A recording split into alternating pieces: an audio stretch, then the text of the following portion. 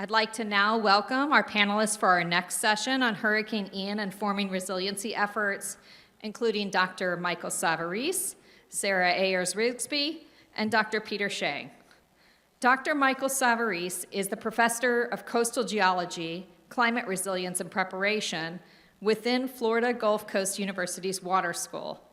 Dr. Savarese's teaching and research interests concern the history of environmental change in coastal settings, particularly in response to human development, climate change, and sea level rise. Throughout his years at FGCU, he has served as a liaison for scientists and managers, helping ensure best science is made available for decision-making. He has degrees in geoscience with a background in coastal geology. Sarah Ayers-Rigsby is the director of the Southeast-Southwest region's Florida Public Archaeological Networks and specializes in cultural resources management and historic preservation. In her role, she is responsible for designing educational outreach and programming for Florida's southernmost 9 counties. Prior, she spent 10 years working as an archaeologist throughout the United States with a regional focus on the archaeology of the Southeast and Mid-Atlantic. She earned her master's in archaeology for screen media from the University of Bristol, UK, and her bachelor's in classical archaeology from Trinity College, Dublin, Ireland. Dr. Peter Sheng is the Professor of Coastal and Oceanographic Engineering in the Civil and Coastal Engineering Department at the University of Florida. Since coming to Florida in 1986, Dr. Sheng has conducted extensive research and is a recognized leader in flood modeling and mapping, having served on National Academy committees. He is currently leading an EPA-funded project on assessing future flood vulnerability and wetland value for flood loss reduction in the CHNEP region. Dr. Sheng received his PhD and master's in fluid and thermal sciences from Case Western Reserve University, as well as a bachelor's in mechanical engineering from National Taiwan University. Now, I'm going to just remind everyone that the Menti will be open throughout the session for you to enter your questions, which we will be addressing at the end. With that, I'm going to turn it now to Dr. Savarese. Thank you.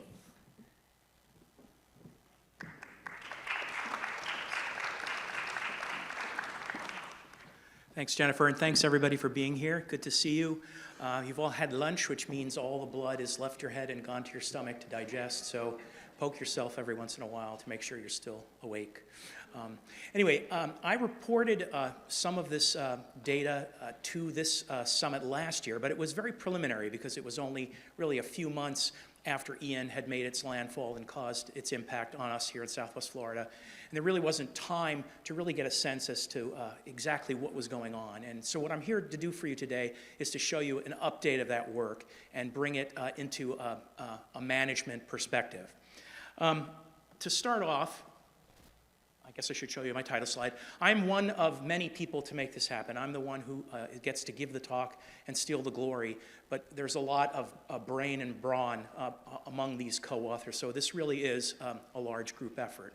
To start off, I just want to say that we actually started this project before Ian existed. It's not that we were clairvoyant and we knew Ian was coming our way, but we had enough foresight to say it's probably a good idea to map and characterize our coast, the Southwest Florida coast, in advance of a major storm, so we have a good sense as to what the before situation looked like. And we kind of mounted up. We assembled a large team. We got some cash. We bought some interesting technology, and we got to work in the spring of 2022. And we really just began the work when the storm hit in September. So it was kind of a storm that came a little bit too early. So what started out to be a project that was going to characterize the coast in anticipation of a storm has now become a project that's looking at the impact of a storm and trying to learn from its impacts from a backdoor sort of perspective.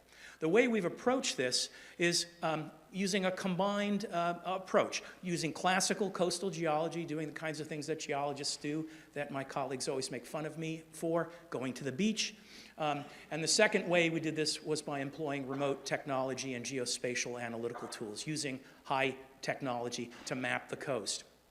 The other nice thing about this project is we started and worked cooperatively with local government and local communities. You can see on this map there are a number of rectangles. Some are colored red, some are colored yellow. We set out to map the impact of Ian along this entire stretch of coast from Cayo Costa Island south to Marco Island, essentially the part of the coast that was affected by Ian's storm surge.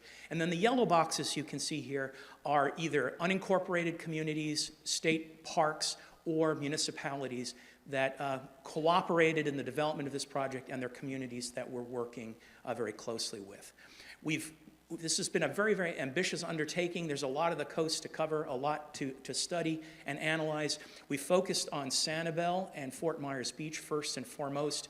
Those were the communities that were probably impacted the worst, and they seem to be the communities that are most engaged with our help, as well as the city of Naples. So with that, let me just quickly review the purpose of the talk. Okay, there's really three parts to this. The idea is to take the geomorphology, essentially the shape of the coast before the storm. And we have that shape not because we got out there early enough to do the mapping, but because we have data from NOAA that was flown in 2018. So we're using 2018's geomorphology, and then we're looking at the geomorphology of the coast immediately after Hurricane Ian made landfall using our own mapping technology. And we wanted to do that to determine what the processes were that were affecting the coast. Okay, once you understand the processes, those processes can translate into practices. You can see here I have the phrase lessons learned highlighted in yellow. These are maybe less lessons and more food for managerial thought. What we intended to do was to provide insights as to what the problems might be without telling communities what they should do. So we're providing a scientific foundation for what the problems are. What you're going to see as we move through this talk, anytime you see something highlighted in yellow, that's the lesson learned. So I'm going to pair this, the observations we made, and then the lesson that it can provide for communities. And then, as I mentioned already, we've worked very closely with local communities and governments so that this information could do the most good. So that's the intent of the talk. I don't have to really go over the biography of Hurricane Ian. We all lived it. We all went through it. Everybody knows the story, knows its biography. The one thing I will mention, though, as you look at this animation of the storm circulating, I think it's circulating, it is circulating, you can see it just before making landfall on Cayo Costa. And what you notice is all of southwest Florida, particularly Lee and Collier counties, are located east and south of the eye of the storm. This storm was moving to the north-northeast very, very slowly. It was rotating as much as 150 miles an hour, and that created the best environment for generating the highest storm surge imaginable. And that's what essentially this storm was. It was a storm not about wind, but about storm surge. And really, it's the first time since Hurricane Donna in 1960 that our region has experienced anything like that. And of course, in 1960, there was hardly anybody here. So that's the storm and the reason for the different character we've had to deal with.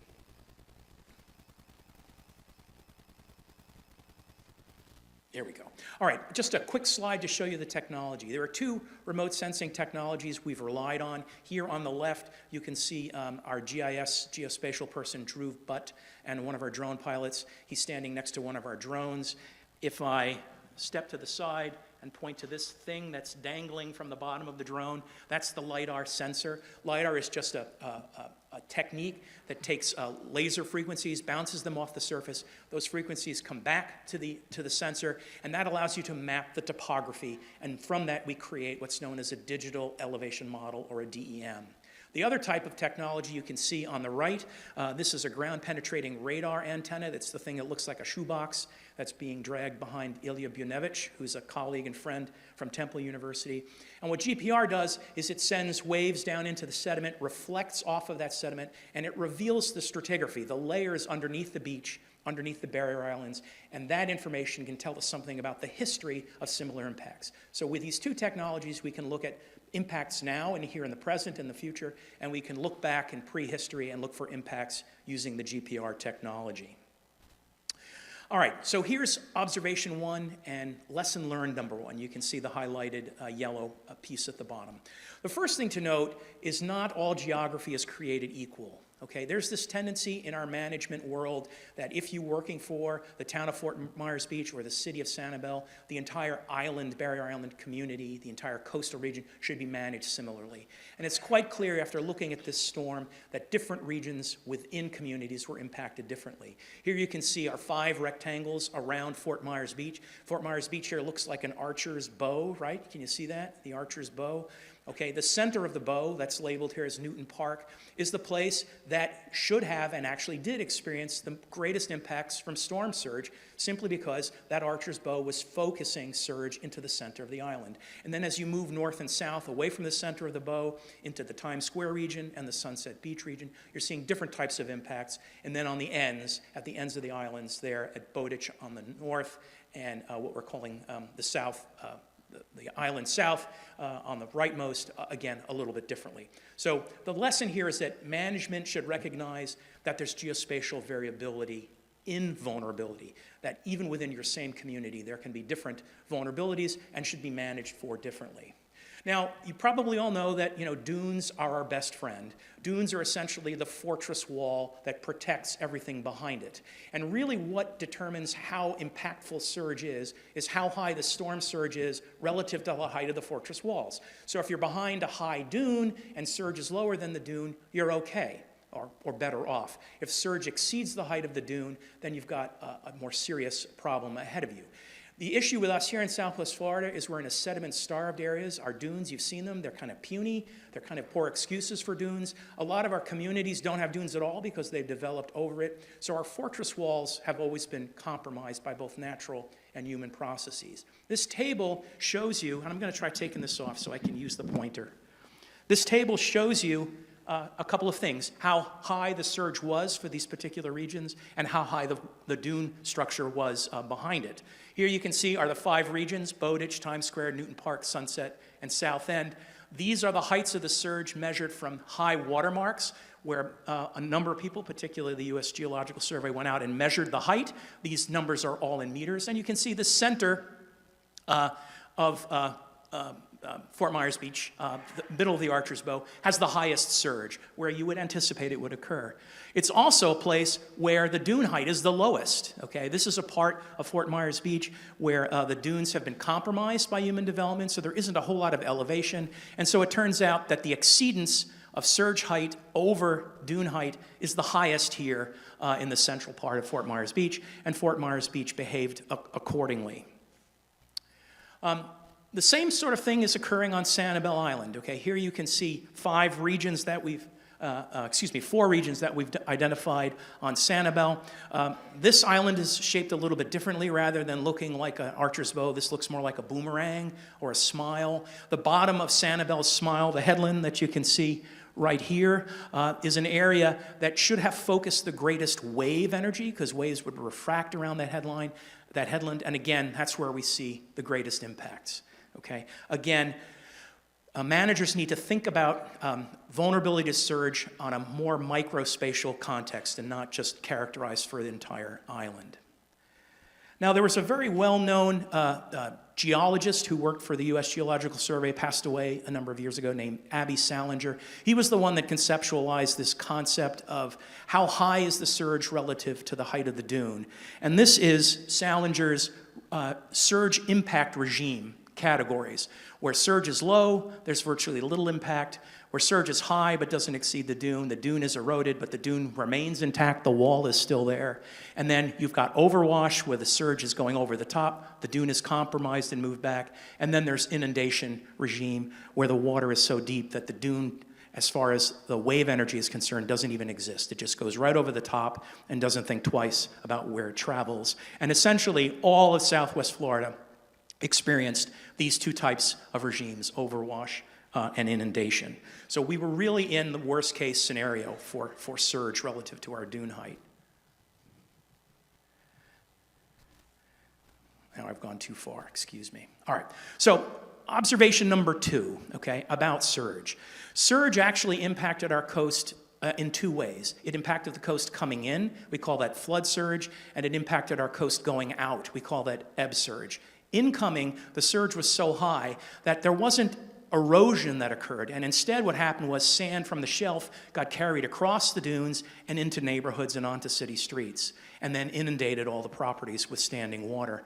The surge coming out, on the other hand, came out with a vengeance at a very much lower height, low enough to create large amounts of erosion. And the outgoing surge actually caused more damage and probably more deaths than the incoming surge, and cut these erosion channels across many of our beaches and barrier islands. So the second take-home message here is that managers need to think about surge and not just wind. Surge is something that we really haven't thought a whole lot about or tried to adapt to. And then we also need to recognize that there are problems of incoming surge and outcoming surge, and management should consider both. Okay. This and all the subsequent, many of the subsequent slides are going to show you what the digital elevation models look like. So this is basically a topographic map that's color-coded. It's probably hard to see way back there. These are really impressive visuals.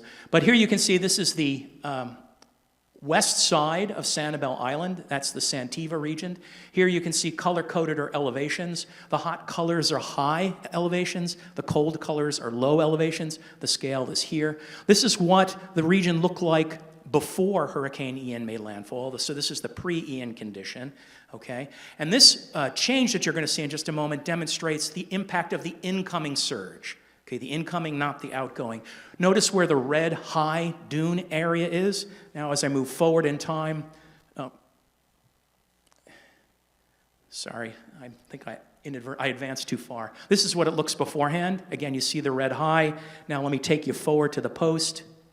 And you can see that dune has shifted landward, and it's gotten a little bit lower. Here it is again, before and after. This little cross-section bar, I'll show you in a second, is a profile, topographic profile across this region, both before and after. Here you can see the graph.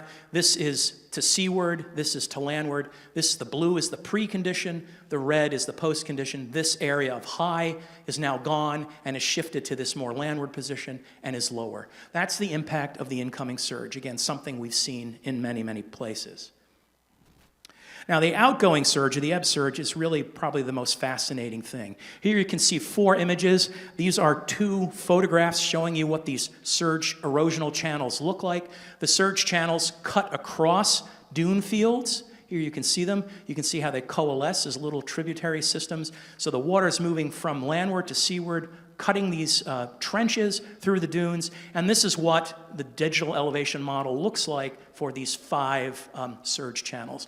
And this was clearly the most erosive, impactful process that affected our coast, particularly on Sanibel and Fort Myers Beach and Lover's Key as well. I'm not going to show any images of Lover's Key. Just don't have enough time. Again, probably hard to see from where you're sitting, particularly if you bought the cheap seats and you're way there in the back. But this is what the pre looks like at the bottom of Sanibel's Smile, okay? So this is the southern end, and these are the elevations before Ian. Here's what it looks like after Ian, and you can see all of these surge channels have emerged, okay? Again, a serious landscape making process. All right, some other interesting things about these surge channels that have management implications. It turns out that the surge channels, the water that created the surge channels, I should say, chose the paths of least resistance. And it turns out that the paths of least resistance differ depending upon what community you happen to be living in or managing, okay? Here, you can see, this is Sanibel Island, and you can see 5 crossover pathways. Okay, this is an area of Sanibel where walkovers, dune walkovers, have been managed in a certain way, and so conscious decisions were made to put walkways in through here. Those 5 walkways turned out to be the areas of preferential storm surge erosion. And every one of those channels has been eroded. Now, the nice thing about Sanibel, and again, another lesson to be learned, is that Sanibel has its setback for construction considerably far back. So there's lots of real estate in here to accommodate that erosion. Fort Myers Beach, not so lucky, not a whole lot of accommodation space. So the lesson here that needs to be learned is that dunes are important, and dunes need to have accommodation space. There needs to be some elbow room to allow these phenomena to occur. Just to give you a quick analysis, it turns out this table shows you that there were 220 of these surge channels on the entire island of the Sanibel, okay? And 203 of them had these channels eroded through them. So that's 92% of the walkover paths turned into erosional channels. Again, there's management implications for this. Now, Fort Myers Beach had its surge channels manifest themselves in other ways because there is an elbow room because the developmental footprint is right up there to the edge of the beach, and there's a lot of concrete hardened foundations. The surge channels chose the soft areas between the concrete hardened foundations to make their move. And it turns out that those happen to be areas where generational homes that were up on pilings still had enough height to avoid the surge depth, but were unfortunate in not having a concrete pad underneath them. They turned out to be the homes that got eliminated. This is what it looks like beforehand, and here's what it looks like afterwards. And you can see these very stark, wide, and blockheaded, we call them, erosional channels are occurring again between those footprints. Okay, I know I'm close to taking too long. Another lesson, seawalls are very commonly talked about. They're often employed. They're particularly employed on Fort Myers Beach and in the city of Naples. These are pictures of, I guess, Fort Myers Beach is on the left, and Naples here is on the right. I'm not advocating for seawalls because during normal times, seawalls are not a good thing because they create other problems for the beach. But in time of distress, in times of intense surge, they actually serve a very appropriate function. Here's what the pre-Fort Myers Beach looks like in an area that had seawalls. The seawalls extend from here all the way to here. And if you look at the after image, okay, those seawalls maintained their posture. There was erosion out in front of those seawalls. That's what's creating this low spot. But the seawalls kept some of the surge, the incoming surge out, and prevented erosion from the outgoing surge. So the seawalls served an unintended purpose, and that is to prevent the positioning of those surge channels. Last but not least, and again, I'm short on time, and so I need to just quickly mention this, and then we'll have us move on.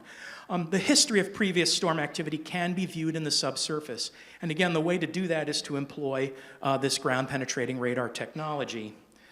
What you're seeing here now are two cross-sections of what the subsurface looks like under Santiva. That's the westernmost portion of Sanibel. So we're running the antenna parallel to the coast, from one end of the beach to the other beach, really right below the dune. And you can see in the subsurface, there is this channel that has been filled. Here's another one, a channel that has been filled. This is telling you that Santiva has been an area of chronic ebb surge erosion, an area that has been suffering from this for many times in the past before humans were paying any attention. Go to another part of Sanibel. This is Bowman's Beach, okay, which is a little further east of Santiva. Bowman's Beach has a well-developed strand plane. It's probably the most resilient, least vulnerable segment of coast in all of Southwest Florida. And when you look at its subsurface, there are no channels in here, okay? So there are hot and cold spots, and those hot and cold spots to those kinds of effects, knowing where they are, can also help with management.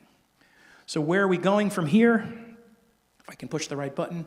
The good news is we just got funded for another 2 years through Florida Sea Grant. We have an active proposal through NOAA's ESLR program, and if the second proposal gets funded, we'll be able to continue helping communities not only deal with the effects, but we'll be putting in place some modeling efforts to actually anticipate what the impacts are going to be as we move into the future, as sea level rises further, and as storms become stormier. So with that, I thank you very much.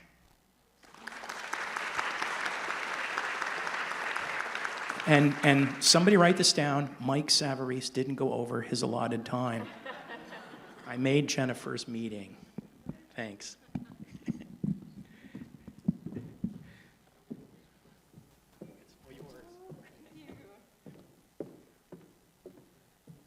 That was excellent. Thank you so much.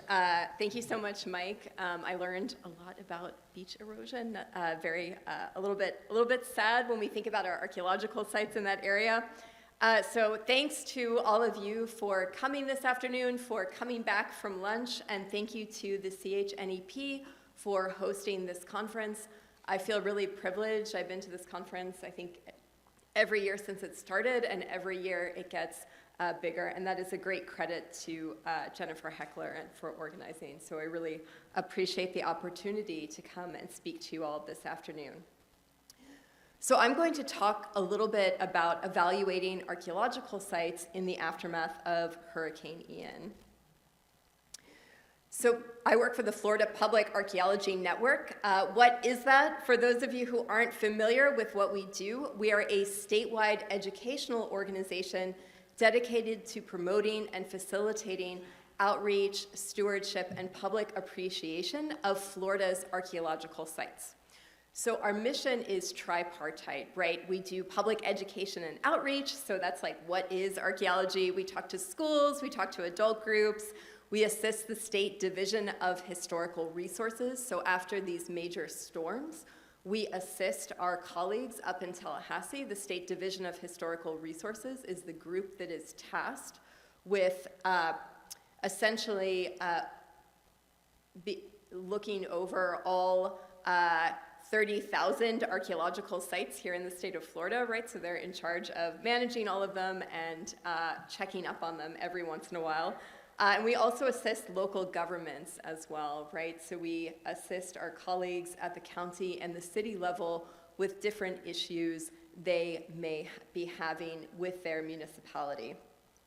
Our region is hosted by Florida Atlantic University. The entire program is run out of the University of West Florida.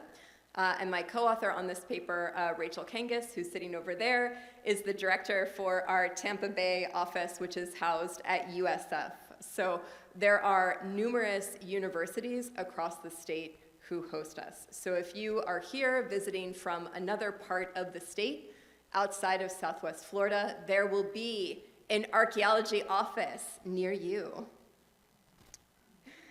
So what is archaeology? Just very briefly to make sure we're all on the same page. Archaeology is the study of the past through the material culture of what people left behind. So here in Southwest Florida, this record dates back as long as 8,000 years ago. So for any of you who are here hoping they would learn about the impact of Hurricane Ian on dinosaurs or areas where dinosaurs live, I apologize. I'm here to talk about people and the things they left behind, right? And when we think about the human use and occupation of Southwest Florida, it's also important to acknowledge that as archaeologists, we're not just studying cultures that are dead, we have descendant communities, right, that we work with. So here in Florida, the descendant communities for groups like the Calusa, who are the group that's living in the Southwest at the time of Spanish contact, are the Seminole and the Miccosukee. So there are a lot of jokes that people become archaeologists because we want to work with people who are dead or people who can't talk back to us. But as archaeologists, we are actually working with living communities and we are trying to understand past cultures. So we're all about trying to understand the cultures of the past, right? So I want to talk briefly about some of our work we did with Mike and Peter and others looking at how archaeological sites would be impacted by different storm surge events. So I know that in previous climate summits, the Acune tool has been discussed extensively, and I'm sure Dr. Sheng will discuss it in a bit, so I won't go into any great detail about that. Also, that's not my field of expertise. But I will discuss how we used it and we felt very fortunate to be invited to be able to use this tool by Dr. Sheng and his team to actually be able to document and model impacts to sites so we could then document those impacts after major weather events. So one of the important questions when we look at cultural or archaeological sites is we are looking at thousands of different sites across the state, right? So there are historic buildings, there are historic cemeteries, there are historic bridges, and there are archaeological sites. And it is very challenging to say, this site is more important than this site, this is where we should direct our resources, or this site is more important, so we should focus our resources there. So in an effort to attempt to see what was important to the community, the authors of this paper and I invited representatives from different community organizations, other archaeologists, and other groups to try and prioritize sites in Collier County using the ACUNE tool. In addition to modeling all of the archaeological sites in the state in a couple of different scenarios, what I'll talk more about today is the case study we used to look at 12 different very specific case study sites. So these are our top sites that people were most concerned about in the community. So I'll discuss the impact of Hurricane Ian on 3 of those sites today.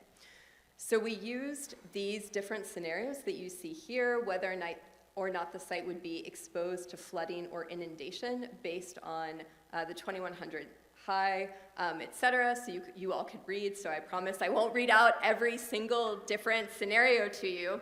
And what was more interesting than which scenarios we decided to use for the sites was how we actually identified which sites we were going to focus on. And what we decided to do was that we wanted to seek community input and figure out what sites were going to be good models for the community, right? What sites would people be most concerned about if these sites were lost? So these sites were everything from pre-contact shell-midden sites that are thousands of years old to the Ochopi Post Office, which is the smallest post office in the county, which is a tourist destination. It's the smallest post office in the country, pardon me. And we solicited community feedback, and it was interesting to work with various community groups because people typically highlighted something that would not have come to our attention if we had not sought this community feedback, right? So there's a list.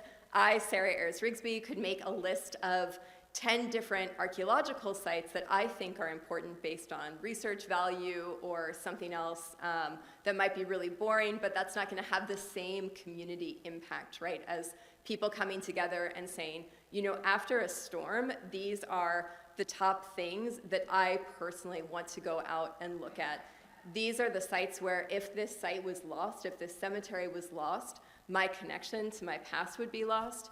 If this building was lost, it would be devastating to our community. When we think about Hurricane Ian, my colleague Natalie de la Torre Salas last year spoke very powerfully about the impact of the storm and of things. We had major issues with access to sites after the storm, issues with trying to be respectful to emergency services after a storm, and other factors, right?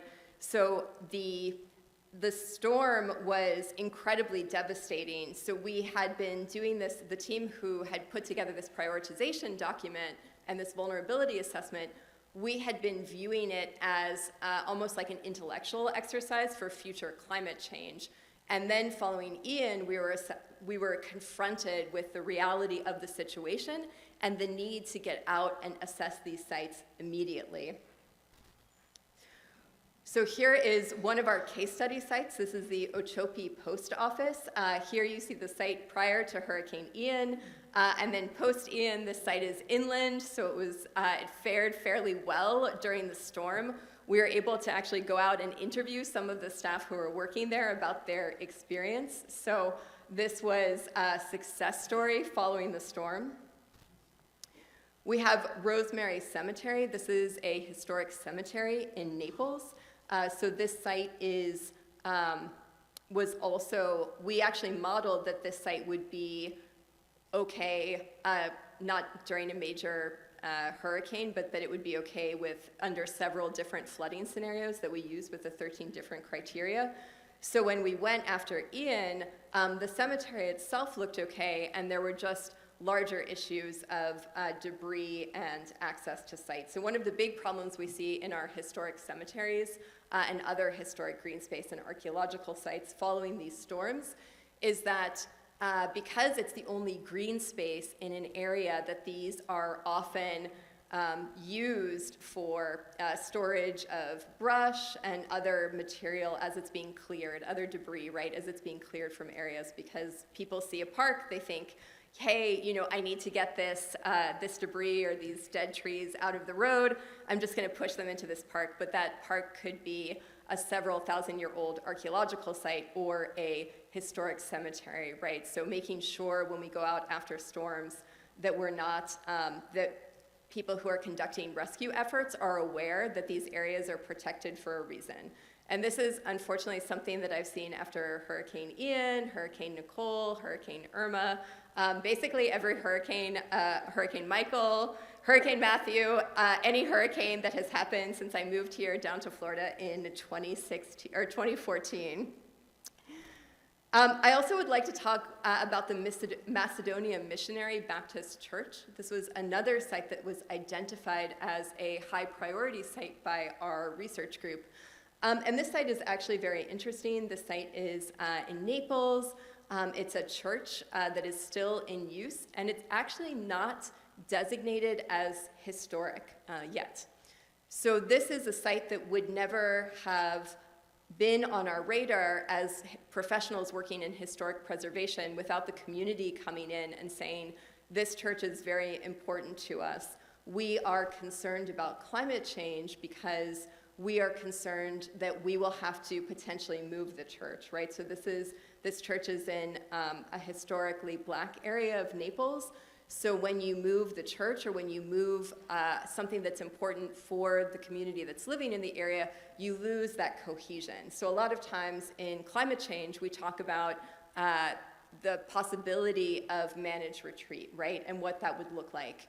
But numbers on paper and elevation data cannot convey the importance of a building or a site to the community, right? So without having interaction with the communities that are living in that area, you have no way of knowing or understanding how important something might be to them.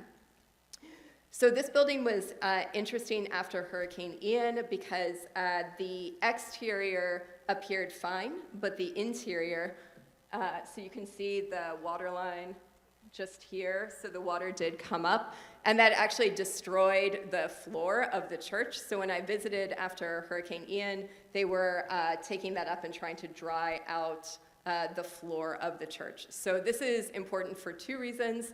One of the reasons is obviously just like it's bad news if your house has issues with the floor during a storm. It is also problematic for historic buildings.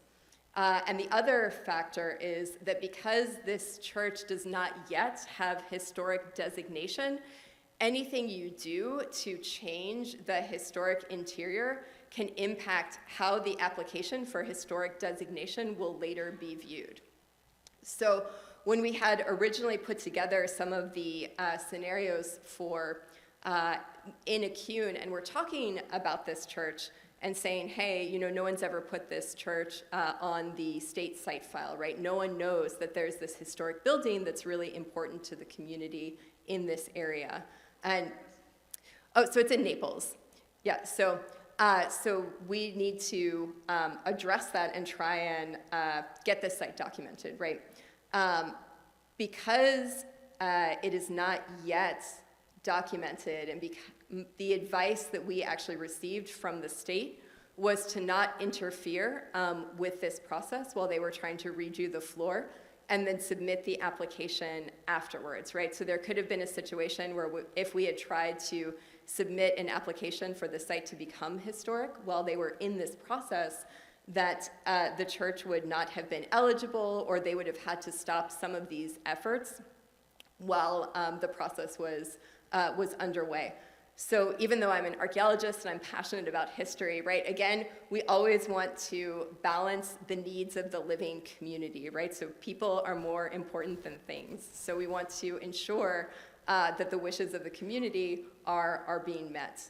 So this church has completed some remediation efforts following Hurricane Ian.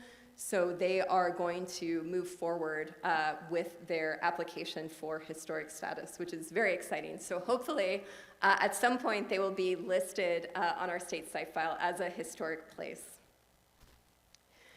So when we think about disaster response and our archaeological sites, a lot of the issues that we have with our archaeological sites are the same with any kind of structure or access to other areas, right? So we have issues of access following a storm. Sites may not be safe or accessible. So if we're trying to go out and document the impact to a storm, it may not even be possible to get out there. Community engagement. We may not have, the community that we're working with or the land managers in the area may not have the capacity at that time to assist us in supporting efforts to visit a site, right? So Rachel and I have been to a beach numerous times where we go after a storm, we're looking for a particular site. It's at the Del Nor-Wiggins Pass State Park site. Every time we go out there after a storm, the park is engaged in major cleanup efforts. We're there to document the archaeological sites, and the park staff is just like, please leave. Like, we do not want you here. Can you come back once we've like removed this debris off the roadway? Are you all here to help us with the trees, etc.? So they don't want us there. You know, don't be there when the community or the land managers don't want you there, right? Make sure you're working with the community to ensure that you're welcome in a space. Another issue is, of course, hidden damage, right? So the site appears fine during initial observation, but may have been weakened. So the Macedonia Missionary Baptist Church is a great example of that. The church appeared fine from the outside, but on the inside was experiencing some structural issues. You also need to ensure that you're documenting a site accurately. So we want to make sure you have the resources that are necessary to document the existing condition of the site. So don't get out there without equipment.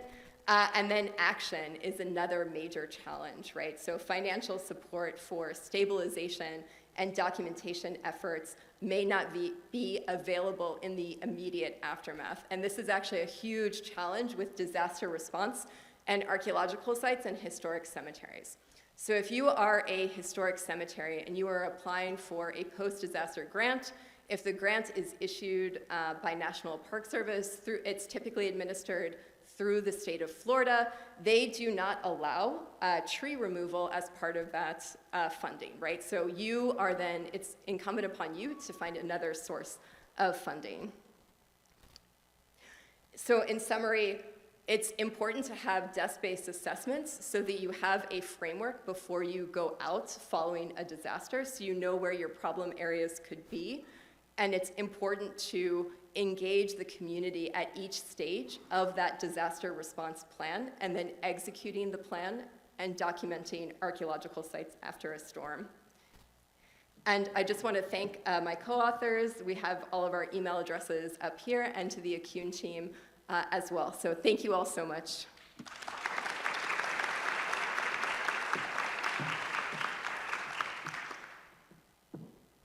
All right. Good afternoon, everyone.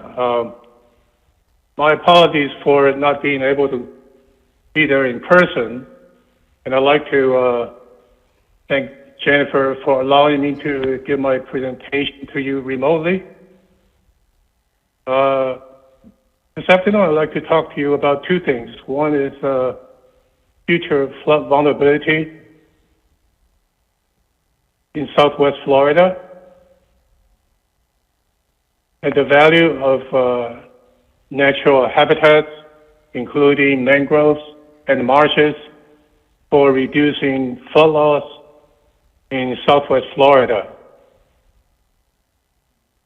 Much of the work are the results of two NOAA-funded projects. First is Acune. Second one is Acune Plus. The first one started 2016, and then we started Acune Plus a little over 3 years ago, in which we're wrapping up. So these two projects allow us to develop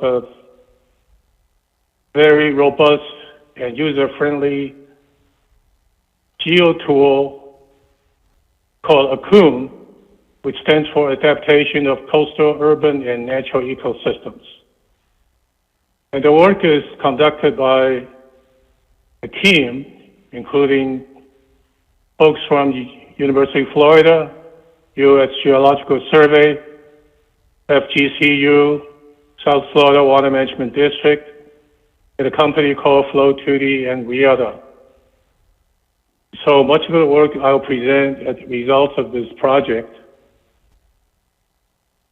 I'm also going to talk about a new project which started last year, which is funded by EPA South Florida program, which focuses on Charlotte and Lee County, and with the same goals, assessing future flood vulnerability and the value of mangroves for reducing flood loss. In both projects, Mike Savarese served as the stakeholder coordination and outreach lead. So I want to thank Mike for his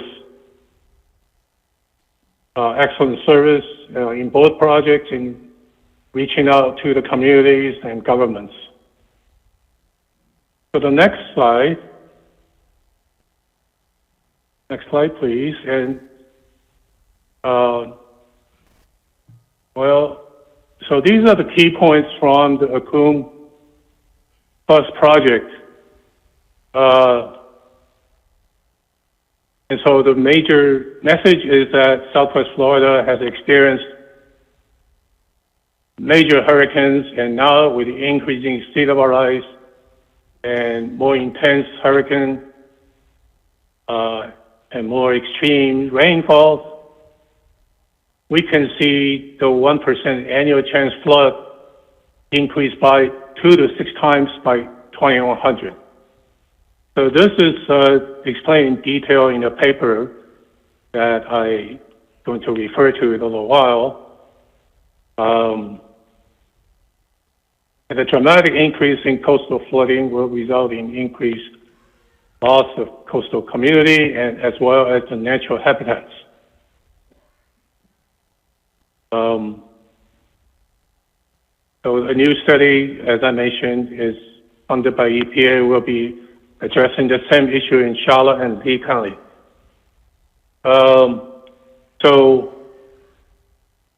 Let's see. The next one, please. Next slide.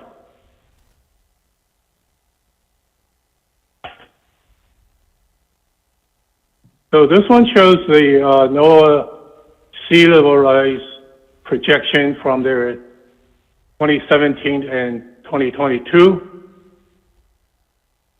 And we can see the values for the intermediate low case are about the same from the two reports. But for the intermediate high case, the 2022 report shows values that are lower than the 2017 report. So that's good news. And I showed two curves each. One is the global mean sea level. The other one is the Naples value. So there's a difference between the local value and the global mean sea level. Now, of course, after 2070, you see the numbers going up very high. And I want to point out that that's the period with very large uncertainty. So I can assure you that portion of the curve is going to change in the next few years. If not every year, I think every 2 years we'll see changes in that. Okay, so let's see the next curve. The next slide, please. So here we talk about the paper I mentioned. This one gives the science details on how we do the compound flood. The compound flood means there are more than one driver. If you just look at storm surge, that's not compound. If you just look at rainfall, it's not compound. If you just look at sea level rise, it's not compound flood. So in this paper, we look at the compound flood due to sea level rise and storm surge. Based on the predictions of 6 climate models, we took those predicted storm ensembles for future 21st century, combined with the sea level rise, and look at the compound flooding in Southwest Florida. It actually covers 3 counties. We also look at the effect of rainfall. So if you're interested in the scientific foundation of the Akun study, I urge you to read this paper. And as a result of the study, we produced the future climate scenarios, and we produced compound flood maps for current and future climate conditions, nuisance type maps, and infrastructure maps, and vulnerability analysis tools. Next slide, please. So here are the probabilistic compound flood maps. These are the 1% compound flood maps, all right? On the left, we see the present 2023. In the middle is 2060 with median sea level. On the right is 2100, high sea level.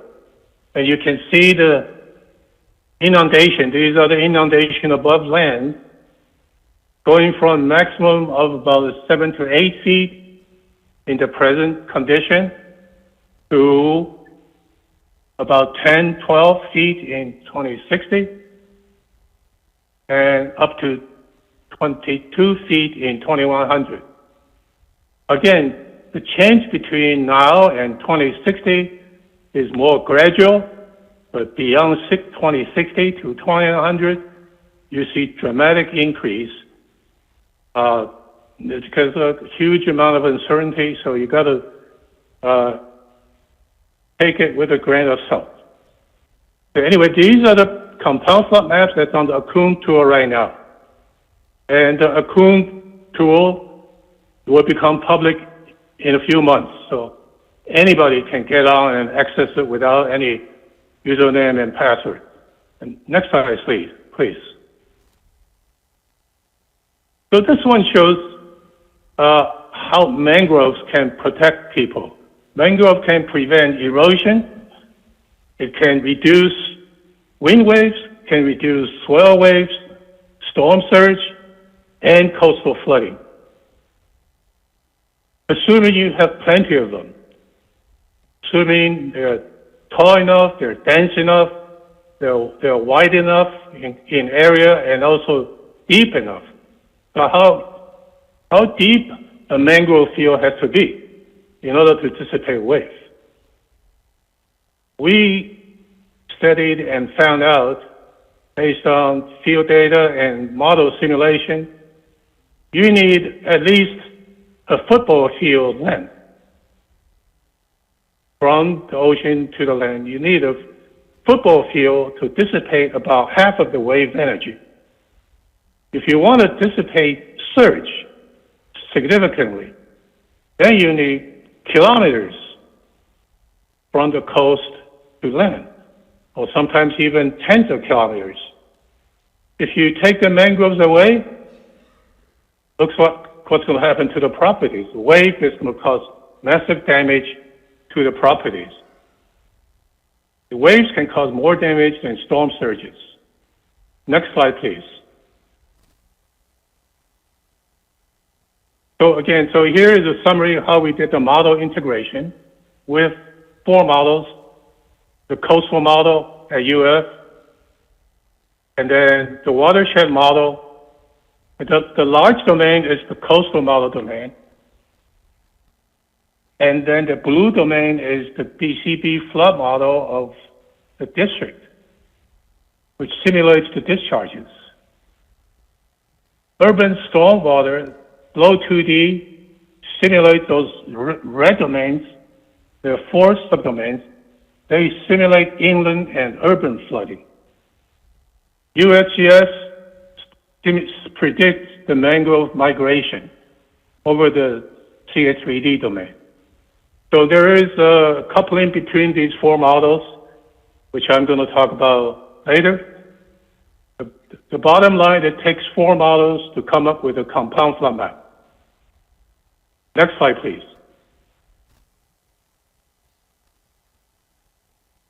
So here's how the CS3D model is coupled to the mangrove model. And the coastal model is a 3-dimensional vegetation resolving, and it also predicts the salinity changes over a long time. And the warmer is a mangrove migration model used by USGS. These people have done migration studies of marshes and mangroves all over the world. Next slide, please. And so the CS3D warmer model coupled for a period of 80 years to produce the future mangrove changes. And here is a summary of the Flow 2D model, which simulates the inland and urban flood. And the important feature is it resolves a lot of small features, storm drain systems, many inlets and manholes. They have infiltration study elements, but they use boundary conditions from all 3 other models. And one thing I need to point out is their storm event is focused on the 100-year rainfall event. But the coastal model look at the 100-year flood, not 1,000-year. It's based on the flooding of more than 100,000 potential storms. Next one, please. So here is the comparison of the coastal flood map from UF and the inland flood map from the Flow 2D. What you can see is along the coast, the CS3D model is a little higher because it resolves the wind and surge and wave. Flow 2D covers more inland flooding over a large area. It floods much further inland. That is for the current condition for one subdomain, not for the entire domain in 2020. Next slide, please.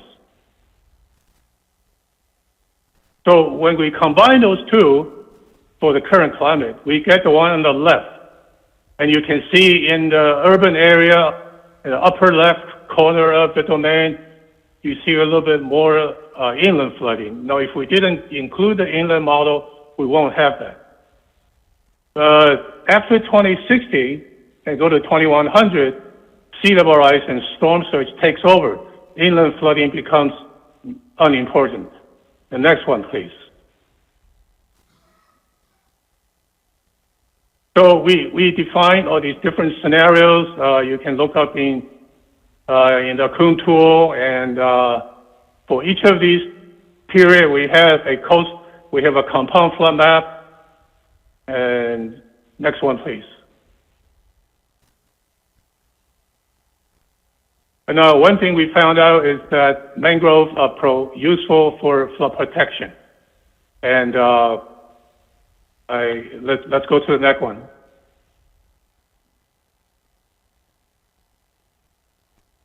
Next one, please. Next slide. Okay, without showing all the details, we found out that during Hurricane Ian, the flood loss is about 1.8 billion. The mangroves saved us from additional $250 million. Compared to Irma, it saved only about 13 million out of the $65 million loss. And these losses are based on the FEMA NFIP payout data, but you can't develop resilient plan based on single storms. So we have to do the same assessment for a 1% flood scenario.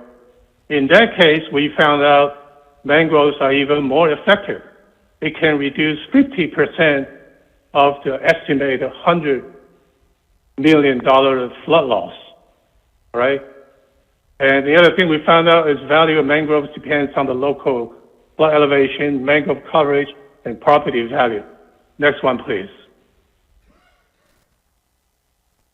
So there are 3 figures here. The one on the left is after Hurricane Ian. We showed uh, we show for different, not individual text parcels, but census tract. Every census tract, we analyze the value of mangroves for reducing flood loss. We found out the region with the most amount of reduction of flood loss is in the Pelican Bay area. That is the red area, which shows mangrove saved about up to 15% of the flood loss by Ian, all right? Much better than the other areas, okay? And so we take a case of assuming a census tract area, 50% of the properties are at risk, right? Then we look at how the damage reduction, the vertical column is the damage reduction, how that is increasing with mangrove coverage. If the mangrove coverage goes to 100%, the damage reduction could be almost 100% if the total flood elevation is only 0.5 meter. Even if it's 6 meters, 10 meters high, the blue line at the bottom, we can still reduce the damage by about 15%. So it tells you how valuable mangroves are. This sort of curves will help the community to develop mangrove protection and restoration plan. And we can also work with economists to figure out how mangroves in different census tract area can reduce flood insurance costs and increase community resiliency ranking and increasing housing price. So this is a very useful tool that can be used for adaptation planning. Of course, the bad news, as we said, as sea level rises, mangroves are going to migrate inland. We're going to lose coastal mangroves. So the mangroves in the Pelican Bay area is not going to be able to reduce 15% of the flood loss, although it can reduce maybe 6% of flood loss on the right. Next slide, please. Next slide, please.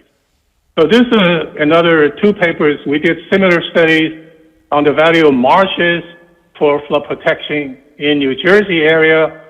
This was done after Hurricane Sandy, and we did it for 1% annual chance flood. It shows the marshes can reduce the flood loss by up to 50% in the 1% flood case. Next one, please. This one shows that during Hurricane Andrew, mangroves behind Biscayne Bay were able to reduce 2/3 of the coastal inundation. That's very significant for Cat 5 Hurricane Andrew. So again, you'll come to look up the paper there in detail. Next slide, next please. Next slide, okay. So here's the EPA project. We're quite ambitious in this project. We're going to look at Charlotte Harbor region. We're also going to include Sarasota Bay region. In fact, our model domain now includes Tampa Bay region. We want to look at the future flood vulnerability in this region. We want to look at the value of mangroves for reducing flood loss and protecting community. And so next slide, please. We invite you to participate in the stakeholder group on this EPA project. We already have the buy-in of many natural systems stakeholders, including CHNEP, Sarasota Bay Estuary Program, CCF, CHNEP, 2 Water Management District, FWC, Dean Dali National Wildlife Refuge, and USGS. We have Charlotte County buy-in. We're looking for other governments, counties, and cities to participate. Your main role is to provide input, data, and guidance on the type of products that we can produce and help you to do adaptation planning. So if you're interested, please email us. And I think I may have one more slide to show. So here are some figures from the Charlotte Harbor National Estuary Program report. The one on the left is the natural habitat map in 2016. The one on the right is the predicted condition in 2070. So we'll be looking at the span from now until 2070, looking at how mangrove can be valuable for reducing flood loss. So I think I will stop here and thank you for your attention, and please get back to me if you have any questions and you want to participate in the stakeholder group. Thank you.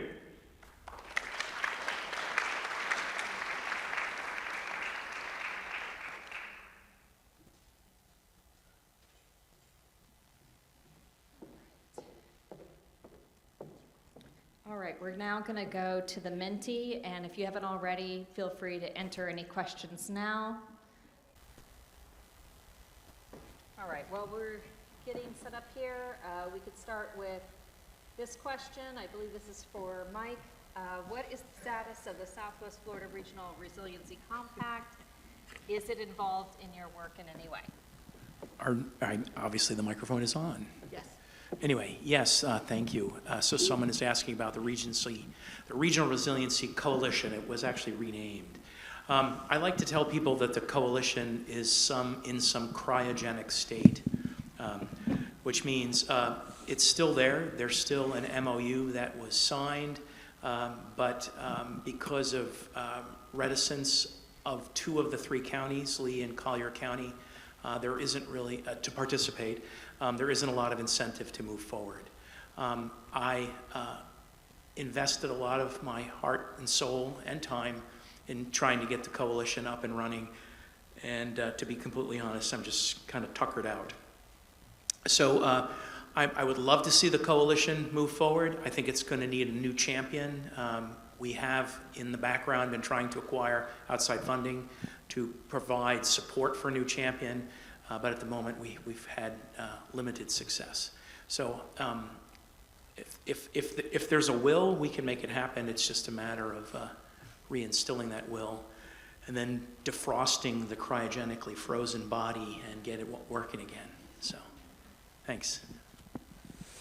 I know tomorrow we're going to hear from the Heartland Regional Resiliency Coalition, so that's very exciting that they've been able to make some progress there, and probably will inspire many of us back in our region to figure out how to continue your work, your great work with the compact. What would the island of Venice survive the direct impact of Ian? How would you compare it to Fort Myers Beach? What would you tell the city to do to prepare? I guess that's for me as well. I'm actually fond of Venice. In fact, I spend a lot of time there. My wife's family has had a house there, and that house is on the island. So I think about Venice's issues very much like I think about our own here in our Southwest counties. You know, Venice, Ian did impact the southern part of Venice, but Venice, Englewood, parts of Venice and Englewood experienced the greatest force winds, but not the surge because the landfall of the eye was south of them. I don't know that anybody's done any vulnerability mapping or vulnerability modeling of Venice. In fact, I know Peter's efforts through the EPA might bring the Venice community on board as well. So I don't know if any of that has happened for the city of Venice or for Sarasota County. There may be other people in the room who know that answer. The so-called island of Venice is very different than Fort Myers Beach as a barrier island in that Venice itself is really not an island. It's an artifactual island because the intercoastal waterway was cut behind it, which practically made it an island.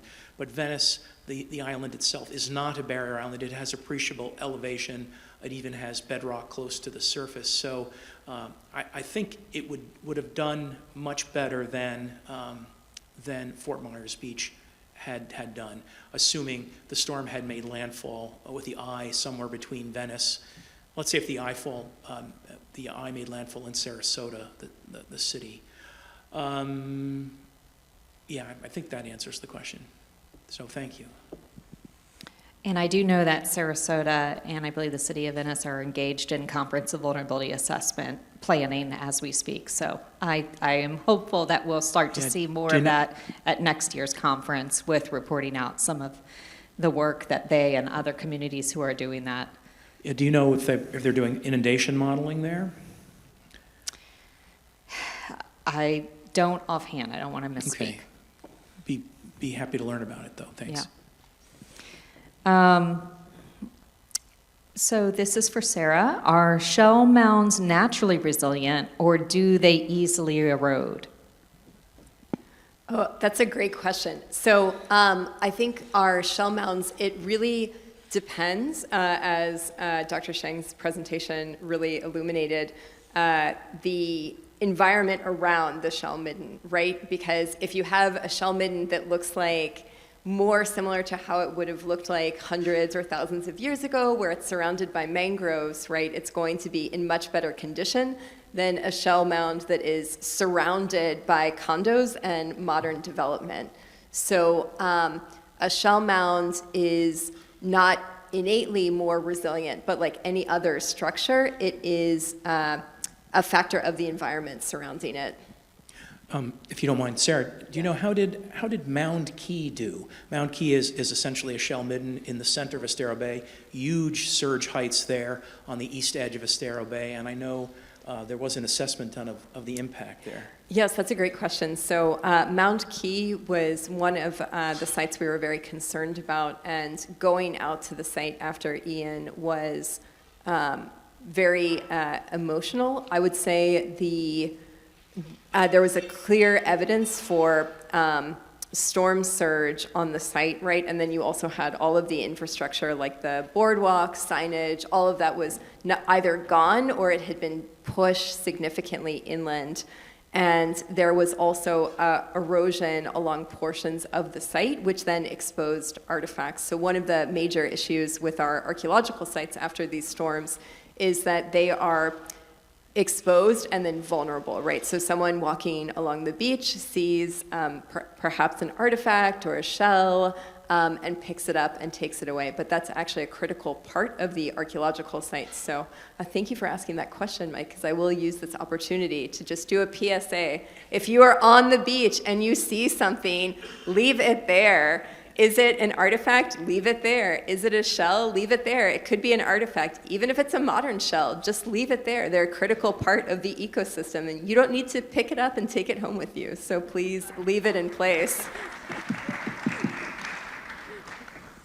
All right, we have another question for you, which says, your work is very community focused. Do other agencies or groups use your model to implement in their work? Similarly, do you model your work after other groups, Dr. Ayers-Rigsby? Thank you. Yeah, so we, obviously with the Florida Public Archaeology Network, we do have a public-facing model. But interestingly, I worked several years ago on a vulnerability assessment for cultural sites in Palm Beach County, where we did not use that same model of community engagement and involvement. So I really credit my brilliant colleague, Rachel Kangas from USF, for putting together a protocol that would involve a really high level of community engagement from different groups. And there are numerous nonprofits and environmental organizations that are using that model of community and stakeholder input. So on the southeast Florida, we see groups like CLEO really using a community focus with agencies and within a government framework. It can sometimes be more challenging to identify these community groups and to have these community groups be willing to work with you, right? So trying to it's always important to try and have meetings, see who responds to surveys, make sure you're having meetings at times that are convenient for people, increasing accessibility by ensuring that These are offered in places that are easy to get to, accessible by public transportation, which might be a little bit of a challenge here in Southwest Florida, or maybe over Zoom, right? Because you want to have a really broad reach.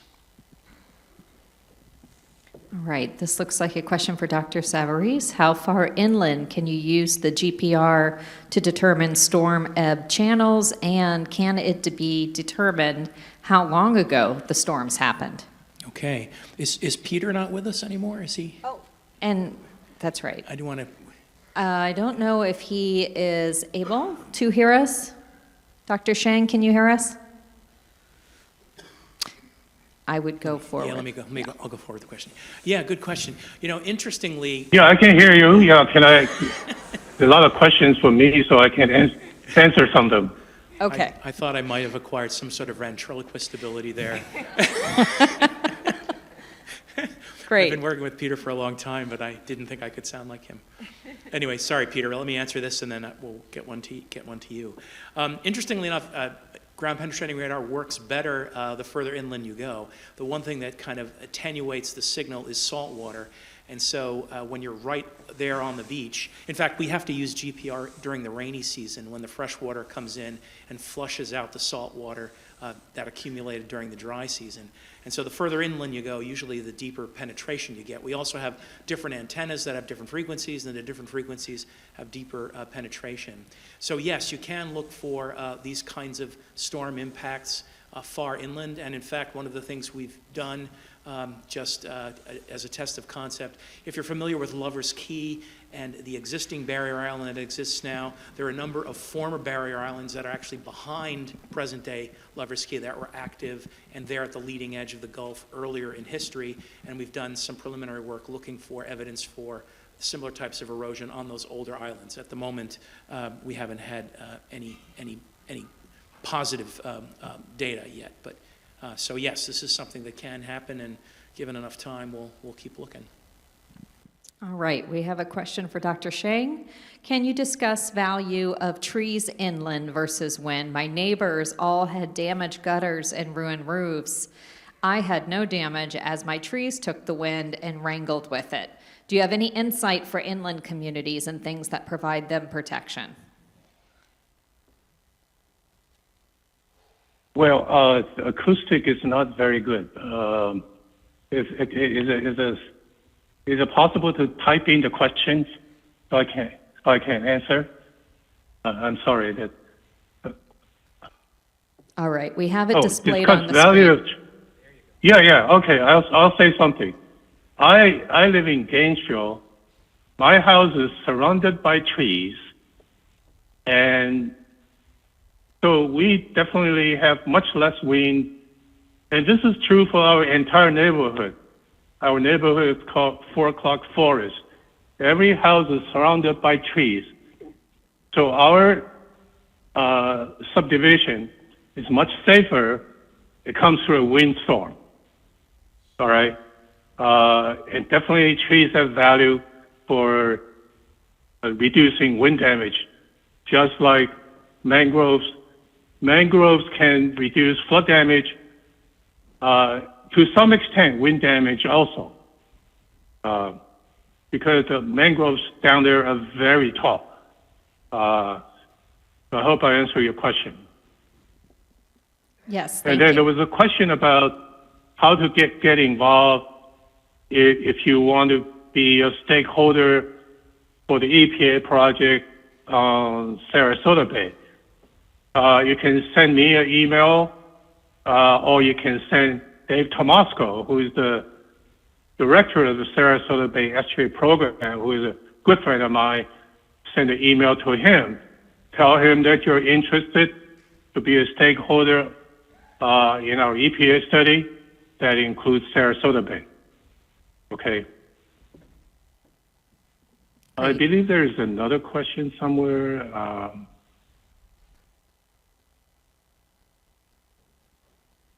By the way, I'd like to mention there is currently a House bill.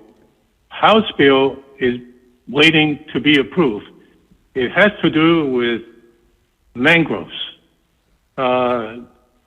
if it's passed, then the state is going to want to do a study to assess the value of mangroves for flood protection everywhere in the state.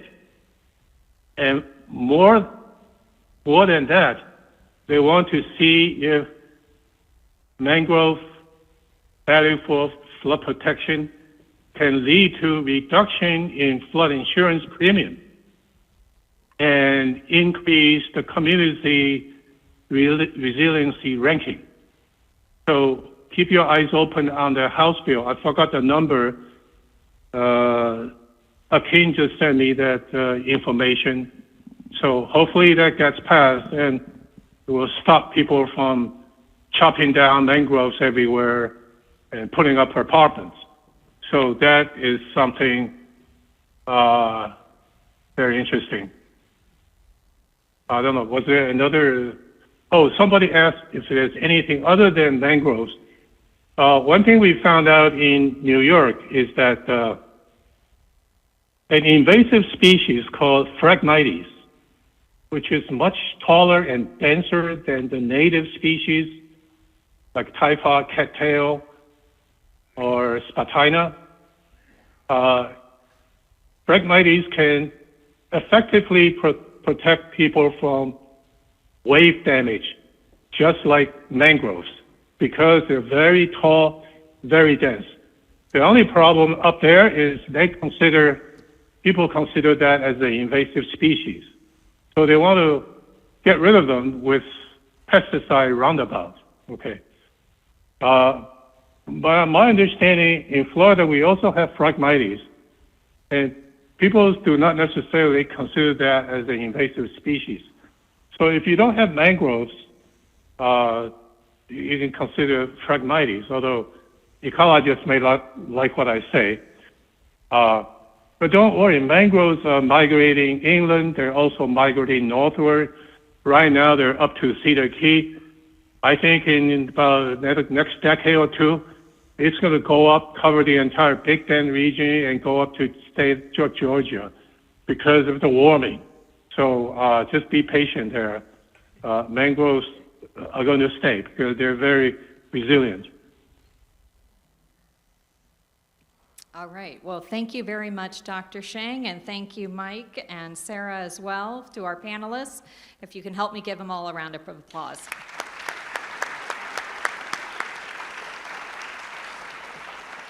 All right. We are now going to take a short break, I believe, for 15 minutes. So if you have questions that didn't get answered, feel free to grab our presenters and ask them in person. We're going to resume in 15 minutes with a panel discussion with industry leaders on resiliency innovations. Thank you.